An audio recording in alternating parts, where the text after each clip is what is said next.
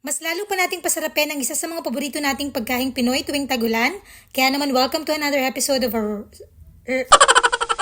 rainy season recipe series kasi yun ang haba. Anyways, wala nang maraming kuda. Simulan na natin. Actually, alam nyo na tong recipe na to. So, bakit ko pa binavlog, diba? Charis. Kidding aside, gusto ko lang kasing i-share sa inyo yung creamy sopas with corn recipe na ginawa ko. So, ayan, nabanggit ko na yung twist ng sopas. Naku, mag-the-next video na tuloy kayo. Charot! Anyway, so ayan, nagpo-for the gisa na ako dyan. So, una kong ginawa, syempre, ginisa ko muna yung bawang sibuyas sa butter. Mas masarap kong butter ang gagamitin.